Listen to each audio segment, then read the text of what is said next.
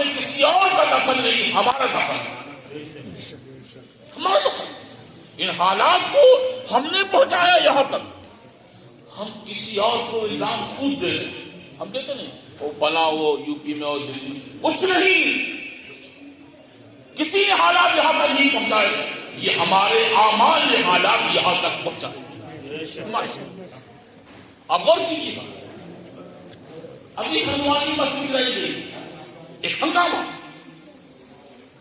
دلی مسجد رہ گئی، ہنگامہ، ٹھیک ہے، غلط ہوا، نہیں ہونا چاہیے تھا، مگر میں آپ سے پوچھتا ہوں کہ آپ غلط نہیں کر رہے، کہ آپ غلط نہیں کر رہے؟ ہماری نظر میں ایسی مساجد ہیں کہ جن میں دکانیں ہیں، مسلمان دکانیں لیے ہوئے ہیں کرائے پر، مگر کیا 50 سال پہلے 100 روپے نکلی تھی وہ آج بھی 100 روپے چل رہے ہیں۔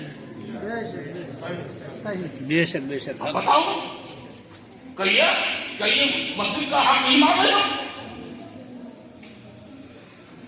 حالت ہونا ہی چاہیے، اگر مارکیٹ میں اس دکان کرایہ 1000 ملا تو ہمیں چاہیے 1000 کرایہ دیں اور 1000 مسجد کو اپنی جانب سے عطا کریں۔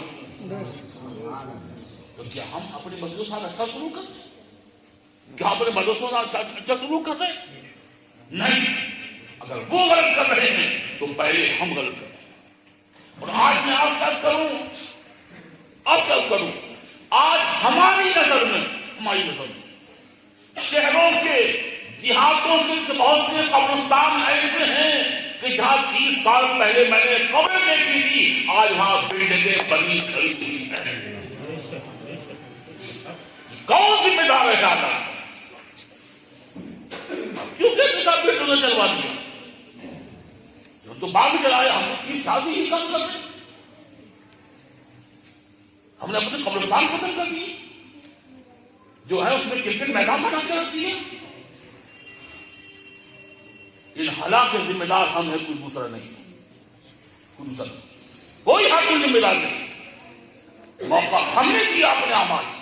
اور سنو، حضرت عیسیٰ علیہ السلام نے خدا کی بارگاہ میں عرض کیا تھا، مولا میں یہ کیسے سمجھوں کہ تو اپنے بندوں سے خوش ہے یا ناراض؟ کیسے؟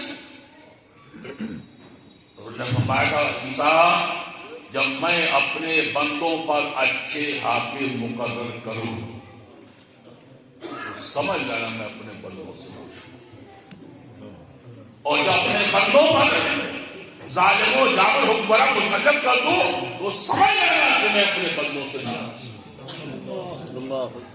یہ ظالم و جابر اگر ہمارے اوپر مسلط ہیں، کس بنیاد پر؟ ہمارے اعمال کی بنیاد، ہمارے اعمال کی بنیاد پر۔ ہمارے اعمال ہی ایسے ہیں کہ ان کو آنا چاہیے۔ چھوڑو ایڈیم کبھی بھی چنا ہوگا جو ہے وہی جیتے، نہیں، کچھ نہیں، آپ اس پر توجہ مت دو، صرف ایک بات پر توجہ دو کہ اپنے اعمال درست کر لو، انشاءاللہ اچھے حق ہمارے درمیان۔ ہمیں صرف اعمال اپنے دوست کرنا، اعمال دوست کرنا، ہمارے اعمال خراب، یہ ہمارے اعمال کی غیر ہدایت۔ یاد رکھو، ان حالات کے ذمہ دار ہم ہیں، ہمیں اپنے آپ کو صحیح کرنا، ہمیں اپنے آپ کو اس راستے پر لے جانا ہے جو اللہ کے رسول راستہ بتایا۔ ہم راستے سے بھٹکتے ہیں، ہم دعویٰ تو کرتے ہیں یہ قرآن کی محفل ہے، دستاویز اللہ کی کتاب قرآن بڑی اصل کے بات ہے۔ کیا یہ قرآن سیدھی ہے؟ کیا ہم سے نمازوں پڑھ لیں؟ یہ قرآن سے اس لیے آیا تھا کہ ہم بیٹھ کر جو ہے تلاوت کر لیں، یا قرآن سے اس لیے آیا تھا کہ جب کوئی بات آئے تو قسم کھا لیں؟ نہیں، قرآن صرف نمازوں پڑھنے کے لیے نہیں، عیسائی ثواب کے لیے قرآن نہیں ہے، قرآن اس لیے بھی ہے کہ ہم اس کو غور سے پڑھیں اور قرآن نے جن باتوں کو کچھ دیا ہے اس پر عمل بھی کریں۔ قرآن راہ ہدایت ہے، قرآن راہ مستقیم ہے، اور جب ہم قرآن پر عمل کریں گے تو تو یاد رکھیے جنت کا راستہ ہم سے قریب ہوتا چلا جائے. قرآن کو چھوڑ دیں گے تو جہنم کا راستہ اختیار کریں. آج آپ غور کیجیے کتنا عمل ہوتا. ہم قرآن پڑھتے ہی کتنا ہے. ایک حیرت کی بات آپ غور کیجیے گا. کچھ لوگ یہ سمجھتے ہیں کہ قرآن پڑھنے کی ذمہ داری صرف حافظوں کی. حافظوں کا حال ذمہ داری ہے. بالکل کون سا تبلیغ کرنا فرقان پر ایک بات کہی تھی کہ قرآن کو محفوظ رکھنا بھی ضروری ہے. اور محفوظ رہنے کا طریقہ وہی ہے کہ جتنی حفاظ کی تلاوت کریں قرآن محفوظ رہے گا. مگر یاد رکھیے گا قرآن پڑھنے کی ذمہ داری صرف پاس کی نہیں بلکہ وہ ناظرہ خواہاں ان کی بھی ذمہ داری ہے. اور جو نہیں ہے ناظرہ ان کی اور زیادہ ذمہ داری تو قرآن پڑھنے کی کوشش کریں. ہم پر کوئی جالس کا ہو رہا ہے حفاظ بیٹھ کر قرآن پڑھ رہے ہیں اور بیٹا دور کھڑا ہے قرآن پڑھے نہیں. کیوں نہیں پڑھے صاحب؟ کس نے مدد کیا تھا قرآن؟ قرآن پڑھنا چاہیے. قرآن پڑھنا چاہیے. اور یاد رکھو میرے آقا نے ارشاد فرمایا کہ انسان جب گناہ کرتا اس کے دل پر سیاہی چھائی دل کالا. صحابہ یا رسول اللہ دل کی صفائی کیسے ہوگی؟ تو میرے آقا نے ارشاد فرمایا تھا قرآن کی کثرت سے تلاوت کرو اور اپنی موت کو یاد کرو. تلاوت ہے ہی نہیں.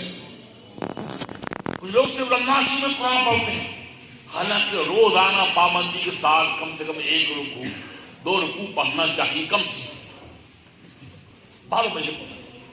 اور میں تو کہتا ہوں کہ پڑھو بھی اور اللہ توفیق دے تو ترجمے کے ساتھ پڑھو. اعلیٰ کرتا تو موجود کنور ایمان شاندار ترجمہ. اور اب تو اس کو دیکھتے ہوئے لوگوں نے کچھ اور ہمارے علماء نے بہت آسان کرنے کی کوشش کی تاکہ ہمارے سمجھ آ جائے. وہ لیجیے زیادہ نہیں صرف ایک آیت کے ترجمہ تفسیر پر غور کیجیے. انشاءاللہ یہ جو دل کی جو بند دروازے انشاءاللہ کھولیں گے اس سے کھولیں گے اور آپ صراط مستقیم پر چلنے کی کوشش کریں. تو میرے محترم قرآن کی تلاوت ضروری ہے اور قرآن پر عمل کرنا بھی ضروری ہے. میں نے جو آج تلاوت کی اس پر